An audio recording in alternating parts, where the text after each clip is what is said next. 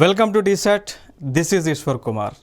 ఈ వీడియోలో మనం జనరల్ నాలెడ్జ్లో భాగమైనటువంటి యునెస్కో వాళ్ళకి సంబంధించినటువంటి వరల్డ్ హెరిటేజ్ సైట్స్, ప్రపంచ వారసత్వ కట్టడాల గురించి డిస్కస్ చేసుకోబోతూ ఉన్నాం. సో యునెస్కో అనేటువంటి సంస్థ మనందరూ తెలుసు. United Nations Educational, Scientific, Cultural Organization అనేటువంటి ఒక అంతర్జాతీయ సంస్థ. దాని యొక్క క్యాపిటల్, రాజధాని చూసుకున్నట్లయితే ఫ్రాన్స్ దేశంలో ప్యారిస్ నగరంలో ఉంటుంది అండి.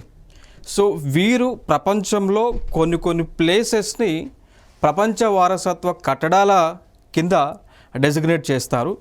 సో ఒకసారి యునెస్కో వాళ్ళు ఒక ప్లేస్ని డెసిగ్నేట్ చేసిన తర్వాత ఆ ప్లేస్కి సంబంధించి ప్రొటెక్షన్ అంతా కూడా రక్షణ కానీ, ఆ ప్లేస్ని రెనోవేషన్ చేయడం కానీ, ప్రొటెక్షన్ అందించడం కానీ, రీడెవలప్మెంట్ చేయడం కానీ, ఇవన్నీ కూడా యునెస్కో వాళ్ళే బాధ్యత తీసుకొని చేస్తూ ఉంటారు.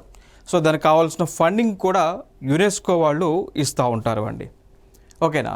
సో ఏదైనా ఒక ప్లేస్ని యునెస్కో వరల్డ్ హెరిటేజ్ సైట్గా డెసిగ్నేట్ చేయటం వల్ల బెనిఫిట్ ఏంటి అంటే, దాని యొక్క పూర్తి రక్షణ బాధ్యతలను యునెస్కో వాళ్ళే సపరేట్ ఫండ్ ఇచ్చి చూసుకుంటూ ఉంటారు. దాంతోపాటు ఆ దేశాలు కూడా మినిస్ట్రీ ఆఫ్ కల్చర్ ఏదైతే ఉంటుందో ఆ దేశాలలో వారు కూడా ఆ ప్లేస్ని ప్రొటెక్ట్ చేస్తూ ఉంటారు అడిషనల్గా. రైట్. సో దానికి సంబంధించిన కట్టడాలు ఏమేమి ఉన్నాయి, భారతదేశంలో ఎన్ని ఉన్నాయి, ఎన్ని రకాలు ఉన్నాయి అనేటువంటి అంశాన్ని మనం డిస్కస్ చేద్దాం. సో ముందుగా చూసుకున్నట్లయితే అంటే ఈ రోజుకి, అంటే లైక్ అక్టోబర్ 2024 ఈ రోజుకి భారతదేశంలో ఉన్నటువంటి ప్రపంచ వారసత్వ కట్టడాలు చూసుకుంటే మొత్తంగా 43 ఉన్నాయండి. సో 43 వరల్డ్ హెరిటేజ్ సైట్స్ ఉన్నాయి. సో వరల్డ్ హెరిటేజ్ సైట్స్ దీనిలో 3 రకాలు ఉన్నాయి. ఈ 43లోనే 3 టైప్స్ ఉంటాయి. ఒకటి కల్చరల్ సైట్ అంటాం. ఒక రకము కల్చరల్ సైట్స్ అండి, అంటే సాంస్కృతిక పరంగా డెసిగ్నేట్ చేసినటువంటి ప్లేసెస్. సంస్కృతి పరంగా, కల్చర్ పరంగా డెసిగ్నేట్ చేసినటువంటి ప్లేసెస్. ఇవి భారతదేశంలో ప్రస్తుతము 35 ఉండటం జరిగింది. సో 35 ప్లేసెస్ ఉన్నాయి. దాని తర్వాత సెకండ్ టైప్ వచ్చేసి న్యాచురల్ సైట్స్ అంటాం. సో సహజంగా ఏర్పడినటువంటివి, ప్రకృతి పరంగా, ప్రకృతి వలన సహజంగా ఏర్పడినటువంటి ప్లేసెస్, వాటినే మనం ఏమంటాము అంటే న్యాచురల్ సైట్స్గా చెప్తూ ఉంటాం. మరి ఇవి భారతదేశంలో యునెస్కో వారి జాబితా కింద ఎన్ని ఉన్నాయి అంటే 7 ఉన్నాయి. దాని తర్వాత ఇంకొక ప్లేస్ ఉంది. సో ఇంకొక రకము ఉంది, థర్డ్ టైప్ అంటాం. దాన్నే మిక్స్డ్ హెరిటేజ్ సైట్ అంటాం. సో మిక్స్డ్ హెరిటేజ్ సైట్ మిశ్రమ కట్టడంగా చెప్తాం. సో అంటే ఒక ప్లేస్ కల్చరల్ కింద వస్తూ ఉంది, న్యాచురల్ ప్లేస్ కింద కూడా వస్తూ ఉంది. సో దాన్ని మిక్స్డ్ అంటామండి, లైక్ 2 కలిపినటువంటి ప్లేస్. సో ఇట్లాంటి ప్లేస్ భారతదేశంలో ఒకటి ఉంది. సో అదే సిక్కిం రాష్ట్రంలో కాంచన్జంగా అనేటువంటి ప్లేస్ అండి. సో కాంచన్జంగా అక్కడ ఇన్ఫ్రాస్ట్రక్చర్ ఉంది, దాంతోపాటు నేషనల్ పార్క్ కూడా ఉంది అండి. ఓకే. సో టోటల్గా ఈ మొత్తం యాడ్ చేస్తే మనకు వచ్చే ఫిగరు 43.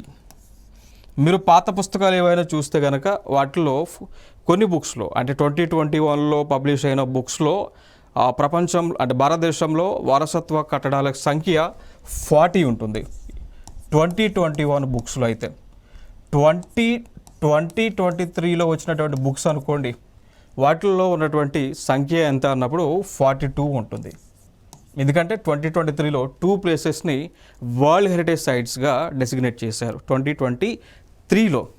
లైక్ ఫర్ ఎగ్జాంపుల్గా తీసుకుంటే వెస్ట్ బెంగాల్లో ఉన్నటువంటి రవీంద్రనాథ్ ఠాగూర్కి చెందినటువంటి శాంతినికేతన్ అనేటువంటి ఒక ప్లేస్ని 2023లోనే వరల్డ్ హెరిటేజ్ సైట్గా డెసిగ్నేట్ చేశారు. దాని తర్వాత కర్ణాటక రాష్ట్రంలో ఉన్నటువంటి హోయసాల అనేటువంటి టెంపుల్స్ అండి. హోయసాల టెంపుల్స్ మొత్తంగా 3 ఉంటాయి. సో ఆ టెంపుల్ని కూడా 2023లో వరల్డ్ హెరిటేజ్ సైట్గా డెసిగ్నేట్ చేశారు 23. ఇక దాని తర్వాత రీసెంట్గా వచ్చినటువంటి బుక్స్, ప్రజెంట్ వచ్చినటువంటి బుక్స్లో మీరు చూస్తే 43 ఉంటాయి.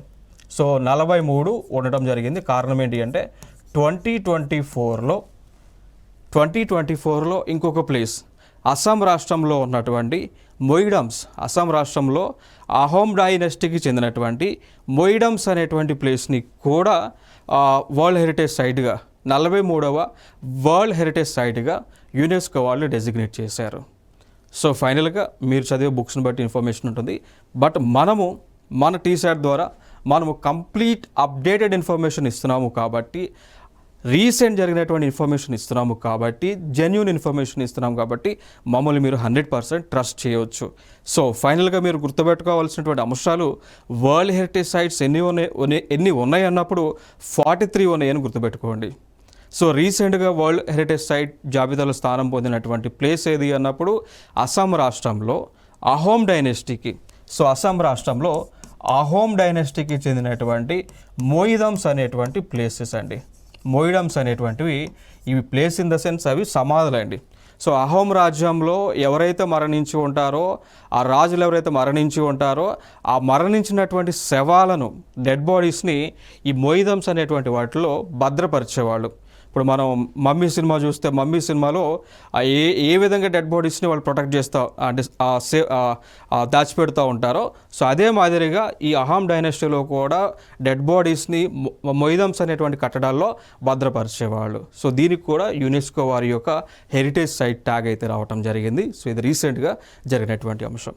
సో టోటల్గా ఇక మీదట మనం ఫర్దర్గా భారతదేశంలో ఉన్నటువంటి 43 ప్లేసెస్ గురించి డిస్కస్ చేయబోతా ఉన్నాం విత్ ఇమేజెస్తో. నెక్స్ట్ చూద్దాం ఇక్కడ.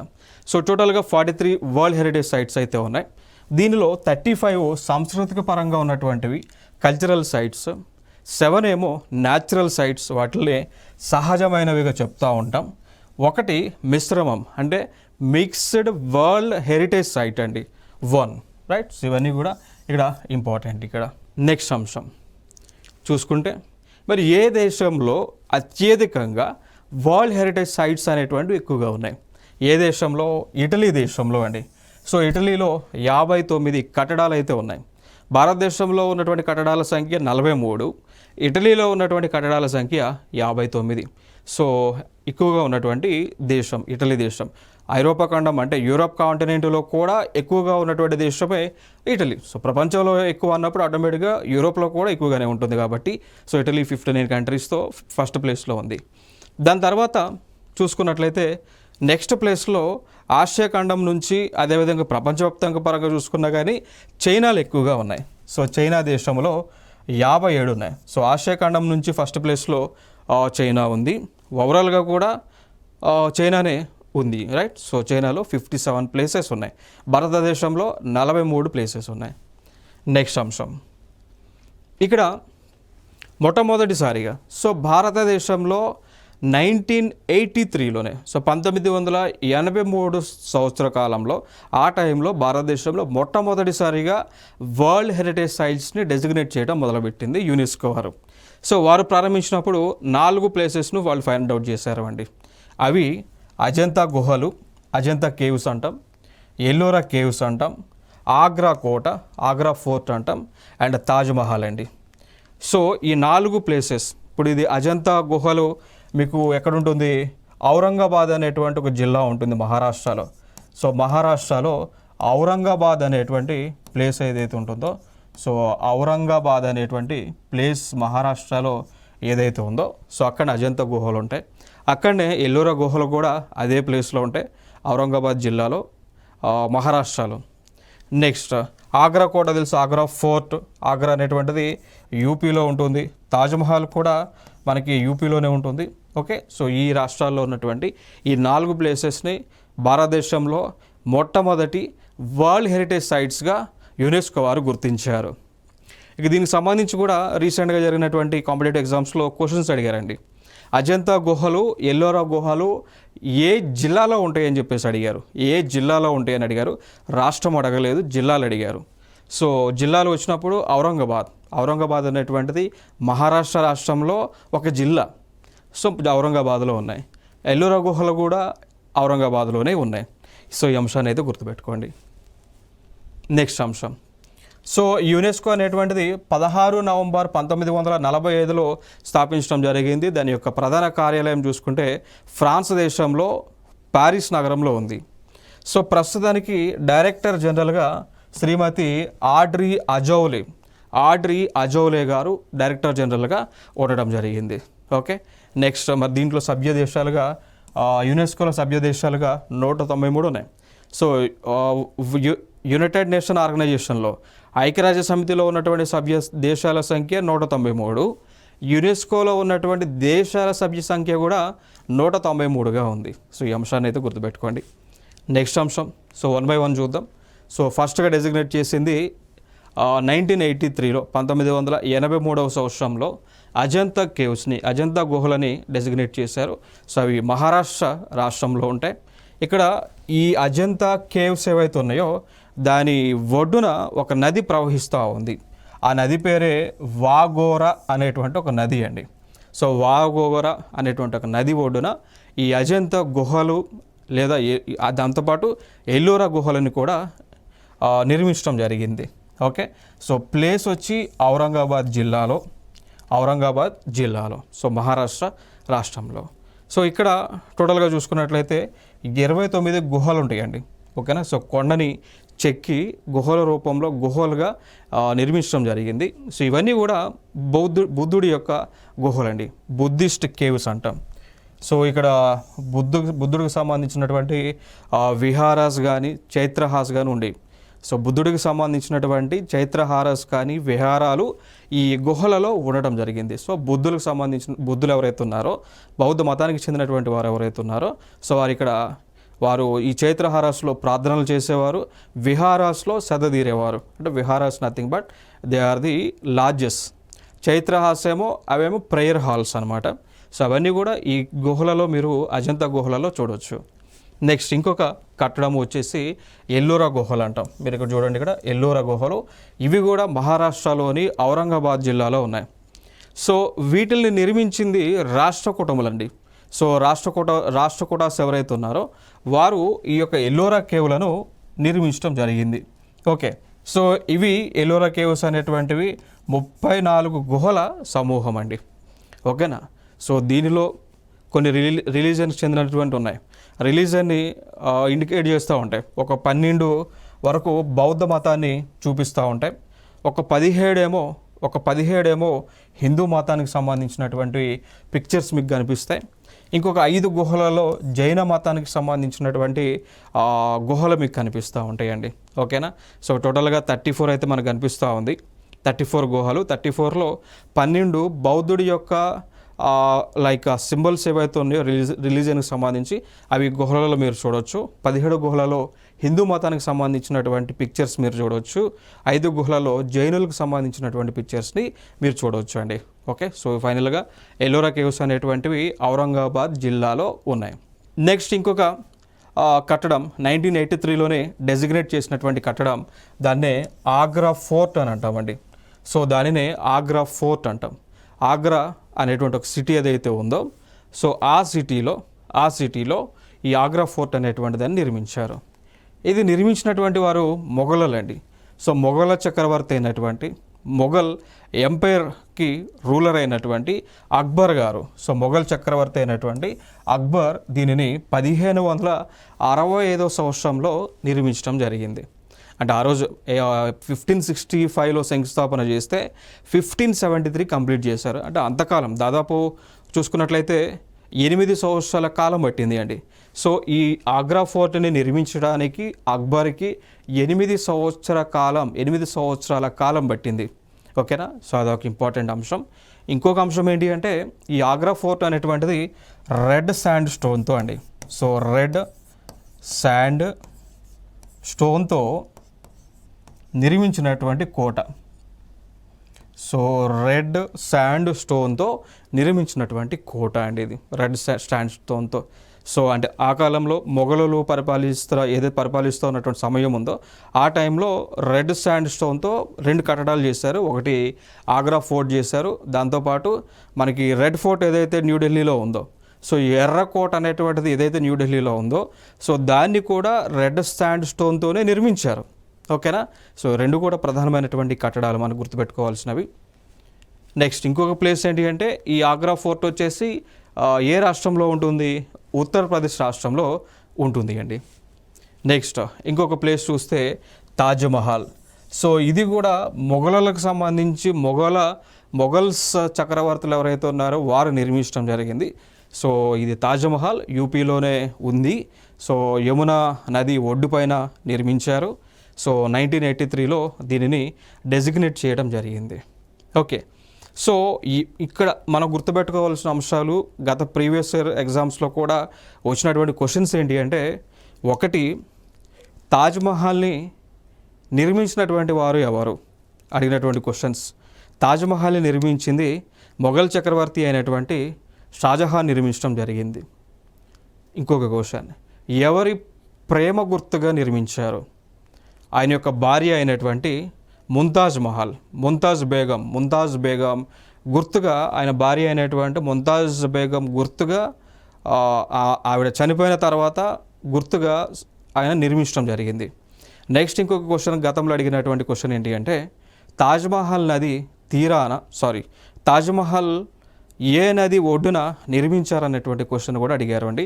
సో ఏ నది అంటే యమునా నది. సో యమునా నది, సో ఇది తాజ్మహల్కి అతి చేరువలో ప్రవహిస్తూ ఉంది, లేదా యమునా నది ఒడ్డున తాజ్మహల్ని కట్టడం జరిగింది. సో ఇంకొక అంశం ఏంటి అంటే, ఈ తాజ్మహల్ని కట్టడానికి ఉపయోగించినటువంటి రాతి రకం ఏంటి కూడా మనం తెలుసుకోవాలి. రాతి రకం, type of this stone.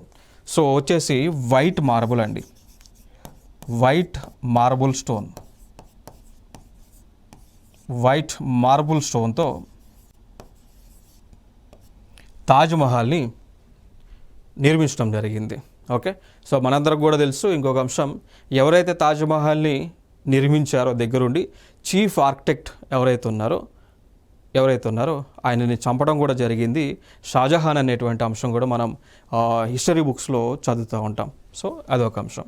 So ప్రేమకి గుర్తుగా, ఇదొక ప్రేమకి జ్ఞాపకంగా ముంతాజ్ బేగం యొక్క జ్ఞాపకంగా మొఘల్ చక్రవర్తి అయినటువంటి షాజహాన్ దీన్ని 1631లో ఆయన చేపించడం జరిగింది. ఆయన అయితే చేయలేదు కానీ ఆర్కిటెక్ట్స్తో కన్స్ట్రక్షన్ చేయించారు. ఇదొక అంశం. నెక్స్ట్ ఇంకొకటి, 1984లో తమిళనాడు రాష్ట్రంలో కొన్ని టెంపుల్స్ ఉంటాయి మనకి. Group of monuments at Mahabalipuram అండి. ఓకేనా, సో మహాబలిపురం అనేటువంటి ఒక సిటీ ఉంటుంది తమిళనాడులో. సో అక్కడ మహాబలిపురంలో టెంపుల్స్ నిర్మించారు. మహాబలిపురంలోనే కొన్ని గ్రూప్ ఆఫ్ మాన్యుమెంట్స్ టెంపుల్స్ నిర్మించారు. ఆ నిర్మించింది కూడా పల్లవ రాజులు. సో పల్లవ డైనస్టీకి చెందినటువంటి పల్లవ రాజులు ఈ యొక్క గ్రూప్ ఆఫ్ మాన్యుమెంట్స్ని నిర్మించడం జరిగింది. సో దీన్ని కూడా యునెస్కో వరల్డ్ హెరిటేజ్ సైట్గా డెసిగ్నేట్ చేయడం జరిగింది 1984లో అండి. ఓకే, సో ఇదొక అంశం. సో ఇవి 7th and 8th సెంచరీలో ఆ టైంలో పల్లవ రాజులు కన్స్ట్రక్ట్ చేయించడం జరిగింది. సో ఫైనల్గా ఇక్కడ గుర్తుపెట్టుకోవాల్సిన అంశం ఏంటి అంటే రీసెంట్ టైమ్స్లో కూడా వచ్చినటువంటి క్వశ్చన్, ఆ మహాబలిపురం ఏ రాష్ట్రంలో ఉంది? మహాబలిపురం టెంపుల్స్ ఏ రాష్ట్రాల్లో ఉన్నాయి? తమిళనాడు రాష్ట్రంలో ఉంది. సో ఇదొక అంశం అనేది గుర్తుపెట్టుకోండి. నెక్స్ట్ ఇంకొక టెంపుల్ 1984లోనే డెసిగ్నేట్ చేశారు ఒడిశా రాష్ట్రం నుంచి. ఆ టెంపుల్ పేరే సన్ టెంపుల్ అండి. ఆ టెంపుల్ పేరే సన్ టెంపుల్. సో దాన్ని కోనార్క్ టెంపుల్ అని పిలవచ్చు, లేదా సన్ టెంపుల్ కోనార్క్ ప్లేస్లో ఉంటుంది. సో ఒడిశా రాష్ట్రంలో దీన్ని కన్స్ట్రక్ట్ చేయడం జరిగింది. సో 1984లో వరల్డ్ హెరిటేజ్ సైట్గా డెసిగ్నేట్ చేసింది యునెస్కో వాళ్ళు. సో దీనిలో మనం ప్రధానంగా గుర్తుపెట్టుకోవాల్సినటువంటి అంశాలు ఏంటి అంటే, రీసెంట్ క్వశ్చన్స్ మన గతంలో వచ్చినటువంటి క్వశ్చన్స్ ఏంటి అంటే, సన్ టెంపుల్. సో సన్ టెంపుల్లో సూర్య టెంపుల్లో పూజించబడుతున్నటువంటి దైవం ఏంటి? పేరులోనే ఉంది, సన్ టెంపుల్ అంటే సూర్యుడి టెంపుల్. ఎవరు పూజిస్తారు? సూర్య టెంపుల్ అన్నప్పుడు సూర్యునే కదా పూజించేది. సో సూర్య భగవానుడిని ఇక్కడ పూజిస్తూ ఉంటారు. సో సూర్యుడి కోసం ఈ యొక్క సన్ టెంపుల్ అనేటువంటి దాన్ని కన్స్ట్రక్ట్ చేయడం జరిగింది. సో ప్రపంచంలోనే సూర్యుడికి టెంపుల్స్ మనకి తక్కువ ఉన్నాయి. ఇప్పుడు ఫర్ ఎగ్జాంపుల్గా తీసుకుంటే ఈ కోనార్క్లో నిర్మించినటువంటి సన్ టెంపుల్ సూర్య భగవానుడి పేరు పైన నిర్మించారు. దాని తర్వాత ఇక్కడ ఆంధ్రప్రదేశ్లో శ్రీకాకుళం విజయనగరం ప్రాంతంలో అరసవల్లి అనేటువంటి ఒక ప్రాంతం ఉంటుంది. అరసవల్లి అని ఒక ప్లేస్ ఉంటుందండి. సో అరసవల్లి శ్రీకాకుళం విజయనగరం ప్రాంతాల్లో అరసవల్లి ప్లేస్లో కూడా సూర్యుడికి టెంపుల్ ఉంటుంది. అదొక విశిష్టత కలిగినటువంటి టెంపుల్. దాని తర్వాత మనకి గుజరాత్ రాష్ట్రంలో కూడా సూర్యుడికి సంబంధించినటువంటి టెంపుల్ ఉంది. ఓకేనా.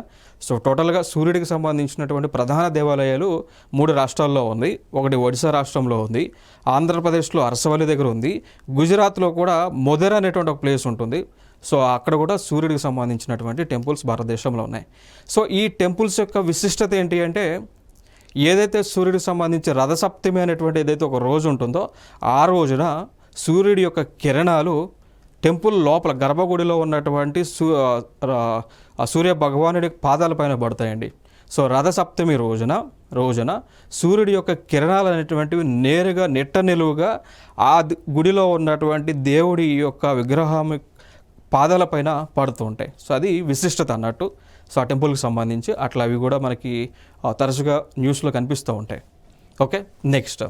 సో ఈ సన్ టెంపుల్ని నిర్మించినటువంటి వ్యక్తి చూసుకున్నట్లయితే ఈస్టర్న్ తూర్పు గంగా వంశానికి చెందినటువంటి వారు. సో ఈస్టర్న్ గంగా డైనాసిటీకి చెందినటువంటి రాజు అయినటువంటి నరసింహ దేవరాజు I అండి. నరసింహ దేవరాజు I ఆయన ఈ టెంపుల్ని 1250 సంవత్సరంలో నిర్మించారు. సో ఇది ఒక ఇంపార్టెంట్ అంశం. సో సూర్య భగవానుడికి అంకితం చేసినటువంటి ఇది ఒక సూర్య దేవాలయంగా మనం చెప్పుకోవచ్చు. నెక్స్ట్ ఇంకొక ప్లేస్ 1985లో. సో 1985వ సంవత్సరంలో అస్సాం రాష్ట్రంలో ఒక ఇంపార్టెంట్ పార్క్ ఉంటుందండి. దాన్నే కాజీరంగా నేషనల్ పార్క్ అంటాం. తరచుగా మనకి ఎగ్జామ్స్లో క్వశ్చన్ వస్తూ ఉంది దీనికి సంబంధించి. ఏమని క్వశ్చన్స్ వస్తూ ఉన్నాయి? ముందుగా ఈ కాజీరంగా నేషనల్ పార్క్ అనేటువంటిది వరల్డ్ హెరిటేజ్ సైట్, అందుకే మనం డిస్కస్ చేస్తూ ఉన్నాం. అది కాకుండా మన రీసెంట్గా జరిగిన యూపీఎస్సీ ప్రిలిమ్స్లో 2018 ఆ టైంలో వచ్చినటువంటి క్వశ్చన్ అండి. ఏ క్వశ్చన్ వచ్చింది అంటే, భారతదేశంలో ఏ జాతీయ పార్కులో ఒంటె కొమ్ము కలిగినటువంటి ఖడ్గమృగాలు ఉంటాయని అడిగారండి. సో 1 హార్న్ రైనోసరస్ అంటాం. దీని ఇంగ్లీష్లో ఏమని పిలుస్తున్నామంటే 1 హార్న్డ్ అంటే ఒంటె కొమ్ము కలిగినటువంటి రైనోసరస్ అనేటువంటి ఒక జంతువు అండి. సో ఇవి తెలుగులో ఒంటె కొమ్ము ఖడ్గమృగాలు అని చెప్తూ ఉంటాం. ఇవి భారతదేశంలోనే చూసుకున్నట్లయితే ఈ కాజీరంగా నేషనల్ పార్క్లో మాత్రమే అత్యధికంగా ఉన్నటువంటి జాతీయ పార్క్ అండి ఇది. ఓకేనా. సో అస్సాం రాష్ట్రంలో ఉంది. సో ఇది ఒక ఇంపార్టెంట్ అంశంగా గుర్తుపెట్టుకోండి. ఇంకొక అంశం ఏంటి అంటే 1974లో దీన్ని నేషనల్ పార్క్గా government of India, ministry of environment, forest and climate change అనేటువంటి ఒక మంత్రిత్వ శాఖ నేషనల్ పార్క్గా డెసిగ్నేట్ చేశారు 1974లో. ఇక దాని తర్వాత మనం చూసుకున్నట్లయితే 2007లో ఇదే ప్లేస్ని కాజీరంగా నేషనల్ పార్క్ని టైగర్ రిజర్వ్గా, ఓకేనా, సో పులుల యొక్క అభయారణ్యంగా గవర్నమెంట్ ఆఫ్ ఇండియా డెసిగ్నేట్ చేసింది. సో ఫైనల్గా మీరు గుర్తుపెట్టుకోవాల్సిన అంశం, Kaziranga national park is a tiger reserve as well as national park.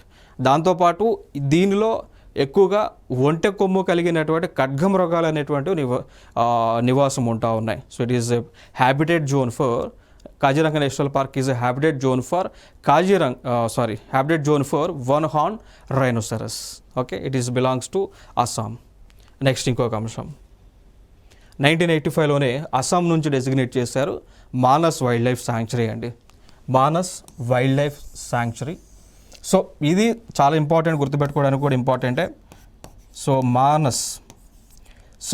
మానస్లో as మీకు కనిపిస్తూ ఉందా? దీనికి రిటర్న్ చూస్తే స్టార్టింగ్ అవుతుంది, అస్సాం అవుతుంది. అంటే గుర్తుపెట్టుకోవడానికి జస్ట్ మానస్లో MANAS కదా, ఇక్కడ నుంచి కంటిన్యూ చేస్తే అస్సాం వస్తుంది. సో అస్సాం. సో అట్లా గుర్తుపెట్టుకోవడానికి ఇది ఒక ట్రిక్గా మనం గుర్తుపెట్టుకోవచ్చు. సో మానస్ నేషనల్ పార్క్ ఎక్కడుంది? అస్సాం రాష్ట్రంలో ఉంది, which is a part of world heritage site which was designated as WHS in the year 1985. So it is both, we know that Manas is a national park as well as wildlife sanctuary as well as project as well as tiger reserve as well as elephant reserve అండి.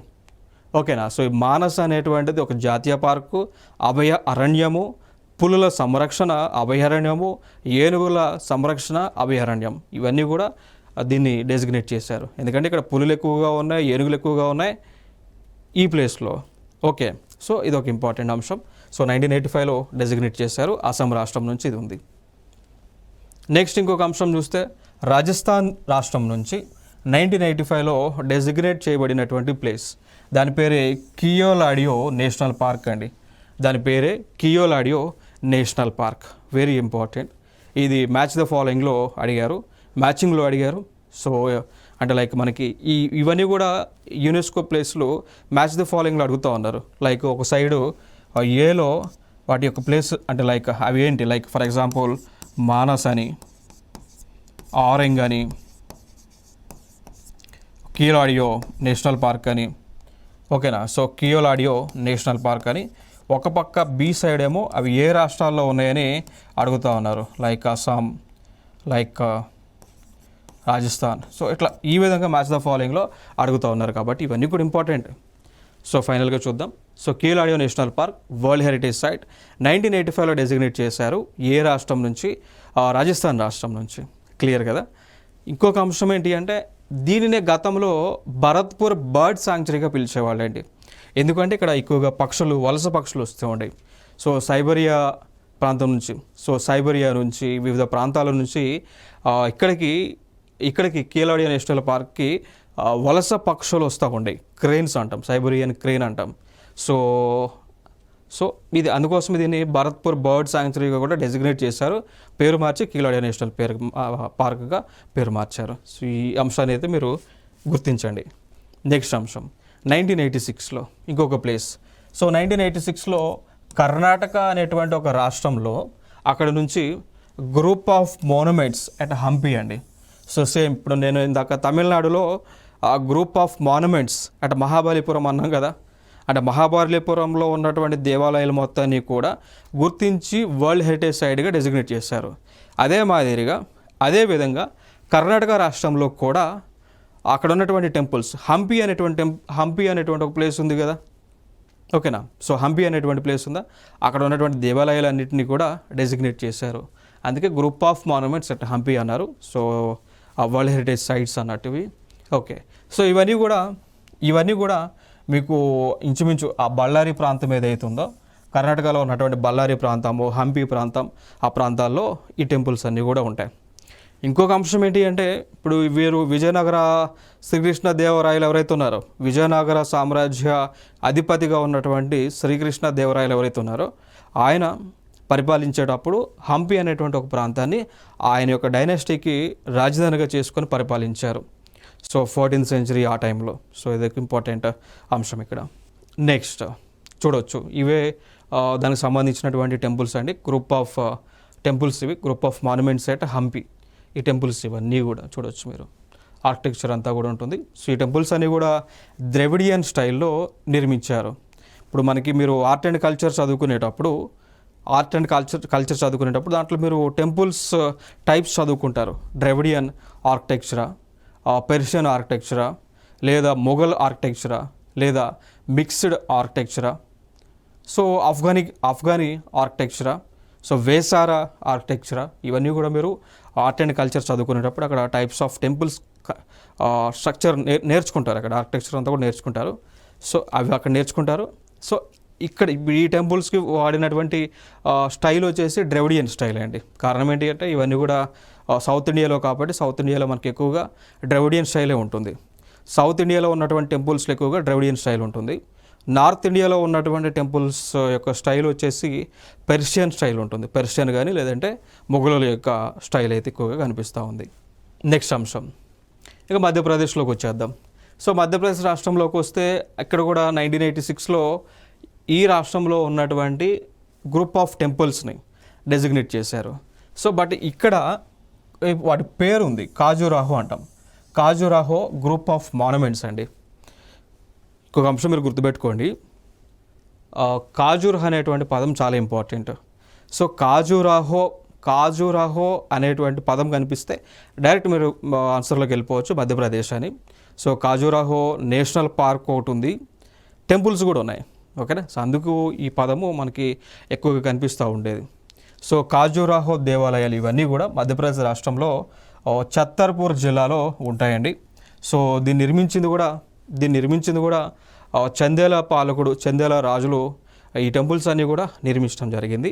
So ఈ టెంపుల్స్లో both Hindu మతానికి సంబంధించిన temples ఉంటాయి, అదేవిధంగా జైన మతానికి సంబంధించినటువంటి temples కూడా దీనిలో ఉండటం జరుగుతూ ఉంది. ఓకే, సో ఇవి నెక్స్ట్ వీడియోలో దీని కంటిన్యూషన్ మనం డిస్కషన్ చేద్దాం. Thank you.